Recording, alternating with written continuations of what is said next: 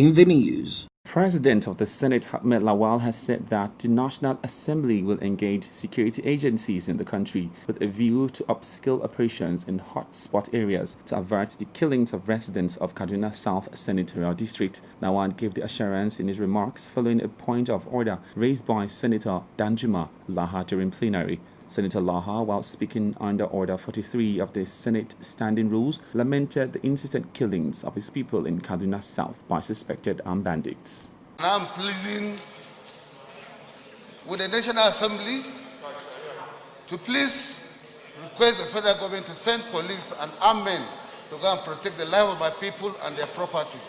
It is becoming unbecoming. This situation has been on for over many years.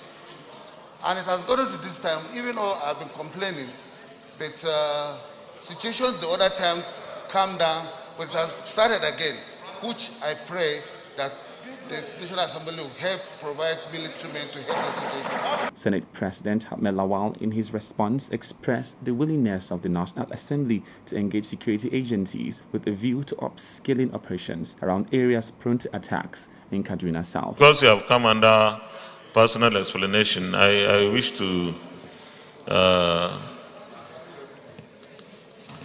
would suggest that we talk with the security agencies to upscale their activities around those hotspots in Kaduna, and this is something that we owe the Nigerian people, protecting their lives and property. Meanwhile, Lawan on Tuesday referred President Muhammadu Buhari's request for the confirmation of John Usanga Akwa Ibom and Air Commodore Peter Ndabuka Ghana retired as non-career ambassadors to the Committee on Foreign Affairs for screening. Also referred was the nomination of Professor Umar Dambata for appointment as the Executive Vice Chairman of the Board of the Nigerian Communications Commission (NCC) to the Senate Committee on Communications. The committees are all expected to turn in their reports in 2 weeks.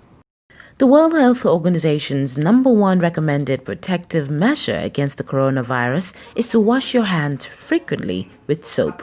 Ensuring the availability of safe water for all is clearly vital to keep up the fight against the spread of COVID-19 and future pandemics. An estimated 70% to 80% of Africa's diseases are attributable to poor water quality. Dysentery and cholera, for example, are among the leading causes of infant mortality.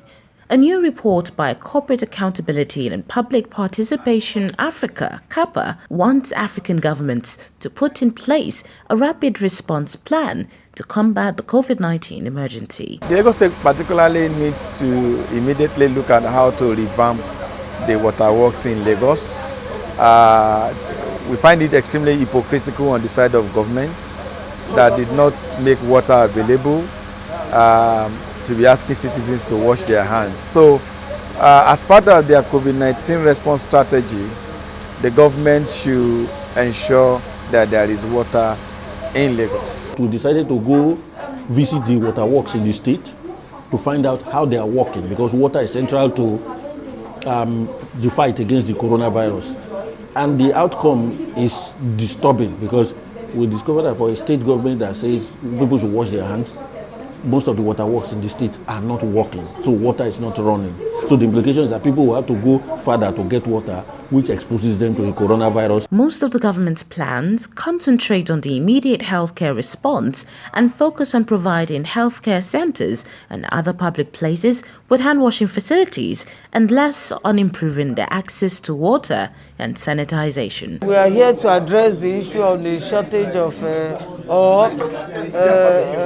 absolute non-provision of potable drinking water to Lagosians, and most especially at this period when it's important that Lagosians, they have access to water to wash their hands at all times. You cannot do anything meaningful without adequate water, in any community. So we have always urged the Lagos State government, always try to apply some level of pressure so that they can act to further the interests of the Lagosians with regards to the provision of water. Across Africa, the coming years will see populations doubling in some 100 major cities. Some, such as Lagos in Nigeria, with its 23 million inhabitants today. So according to CAPPA, it is vital for African governments to put strategies in place and develop policies to supply water, sanitation, and hygiene services for all people. And that's the news.